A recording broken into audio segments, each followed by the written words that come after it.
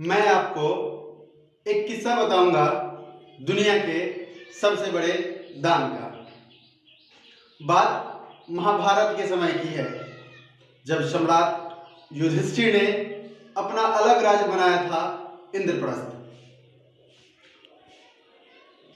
सम्राट युधिष्ठिर बड़े प्रतापी राजा तब उस समय के थे, बड़ा दान किया करते थे।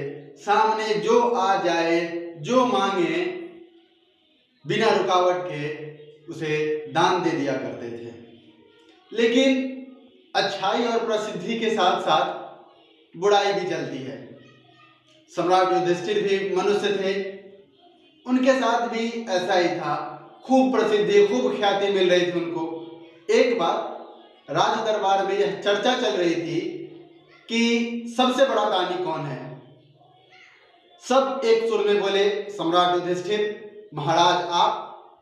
लेकिन उसी दरबार में इस संसार को संचालित करने वाले भुवन मोहन कृष्ण कन्हैया भी बैठे हुए थे। मुरलीधर ने मुस्कुराते हुए कहा, बड़े भाई साहब, आप दानी तो बहुत बड़े हैं, लेकिन आपसे बड़ा दानी एक और है। आप अभी उसकी टक्कर में नहीं पहुंचे हैं।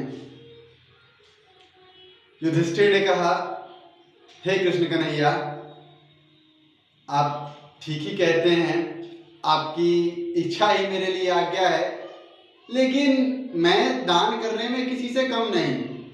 क्या आप बता सकते हैं कि वो कौन है जो मुझसे बड़ा दानी है?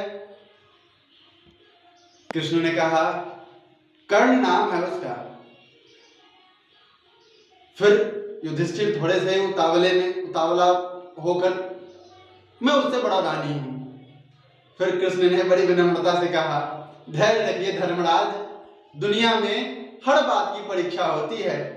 आपके दान की और उसके दान की परीक्षा का भी समय आ ही जाएगा। ऐसा ही कुछ हुआ। कुछ महीने बाद बारिश हुई, लगातार 2-3 महीनों तक बारिश हुई। उसी समय दरबार लगा हुआ था महाराज युधिष्ठिर का। तभी एक संत, एक साधु, एक ऋषि, एक मुनि राज दरबार में उपस्थित हुए। महाराज ने खड़े होकर उनको प्रणाम किया और पूछा कि महाराज बताइए, यहाँ आने का कारण क्या है, यहाँ आने का मूल क्या है, क्या चाहिए आपको, क्या दान करूं मैं? साधु ने कहा, महाराज संसार के मोह से तो मैं ऊपर उठ गया हूं, मुझे ये धन वैभव संपत्ति की कोई आवश्यकता नहीं। जंगल में मेरी एक कुटिया है, मैं एक यज्ञ करना चाहता हूं और उस यज्ञ में सविधा चंदन की लकड़ी की होनी चाहिए। तो आप कृपया मुझे चंदन की लकड़ी मुहैया करा दें। युधिष्ठिर ने कहा, ये आप बैठिए, ये कौन सी बड़ी बात है। युधिष्ठिर ने अपने सेवकों को आदेश दिया कि जाओ जंगल से चंदन की लकड़ी ले आओ। सेवक गए चंदन की लकड़ी लाने, खाली हाथ वापस लौट आए। बताया कि महाराज जंगल में 4 माह से बारिश है, चारों तरफ पानी लगा हुआ है, पानी भरा पड़ा है, चंदन की लकड़ी सूखी कहीं है नहीं। सम्राट युधिष्ठिर ने स्थिति भांपी और अपने सेवकों से कहा, ठीक है, राज दरबार में प्रयोग के लिए जो चंदन की लकड़ी है उसे ले आकर महाराज को दे दो।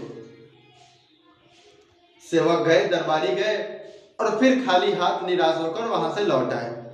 युधिष्ठिर ने पूछा सेवकों से, सेवकों ने उत्तर दिया, महाराज प्रयोग के लिए राज दरबार में रखी सारी लकड़ियां खत्म हो चुकी हैं, समाप्त हो चुकी हैं।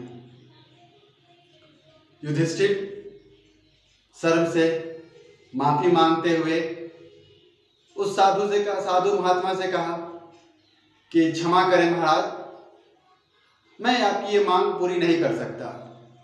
उनके पीछे बैठे कृष्ण कन्हैया ने कहा, रुकिए महात्मा, यहाँ से थोड़ी दूर आगे एक राज दरबार है, वहाँ कर्ण नाम का एक राजा रहता है, आप जाकर उससे मिल आइए, हो सकता है कि कहीं वो आपकी चंदन की लकड़ी जो है वो उपलब्ध करा दे।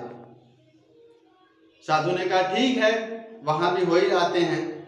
जब साधु महात्मा निकल पड़े राज दरबार से, तो युधिष्ठिर ने भुवन मोहन कन्हैया से पूछा कि जब चंदन की लकड़ी कहीं है ही नहीं, तो फिर कर्ण चंदन की लकड़ी कहां से उपलब्ध करके साधु महात्मा को देगा?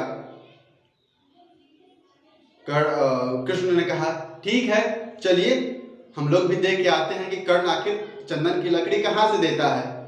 युधिष्ठिर और भगवान कृष्ण दोनों वेश बदलकर छद्म वेश में साधु के पीछे चल पड़े। साधु कृष्ण के दरबार में पहुंचे। कर्ण ने पूछा, कहिए महाराज, यहाँ आने का क्या प्रयोजन?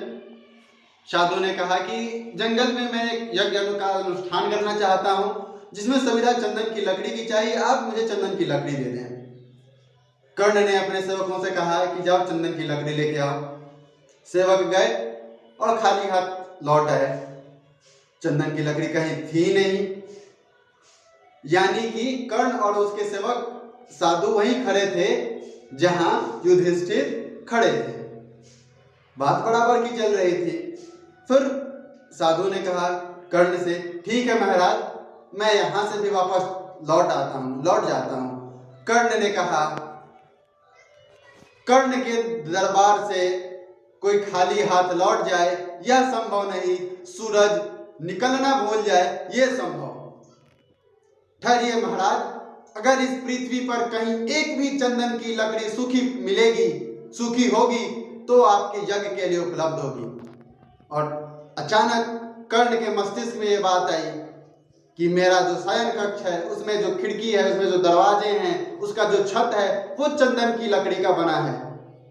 और उसने अपने सेवकों से कहा कि मैं और महारानी जिस कक्ष में सोते हैं उसकी खिड़की, दरवाजे और छत चंदन की लकड़ी के बना हुआ है। मैं रोज उसकी सुगंध महसूस करता हूँ, मैं रोज उसको महसूस करता हूँ, समझता हूँ, छू कर देखता हूँ, अनुभव करता हूँ। इसलिए जाओ मेरे शयन कक्ष को ध्वस्त कर दो, उसके छत, खिड़की, दरवाजे से जो चंदन की लकड़ी निकलेगी उसे महाराज को दे आओ।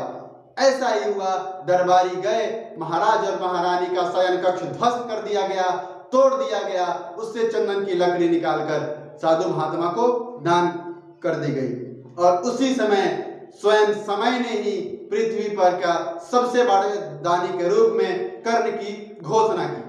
कृष्ण ने युधिष्ठिर की तरफ देखकर मुस्कुराते हुए कहा, प्रभु आपका शयन कक्ष भी चंदन की लकड़ी का बना हुआ है, लेकिन आपके पास वो दृष्टि और मन नहीं जो दानवीर कर्ण के पास है। इस कथा का सार क्या है? इस कथा का मूल क्या है? अक्सर लोग अपने काम ना आने वाली चीजों को अपने सेवकों में बांट देते हैं। दान वो नहीं जो आप सहजता से दे सकें। दान वो होता है कि किसी को किसी चीज की आवश्यकता है, वो अपना काम को रोककर अपने सेवकों में वो चीज को बांट दे, उस चीज को दे दे, उसकी प्राथमिकता समझकर दान वो कहलाता है। धन्यवाद।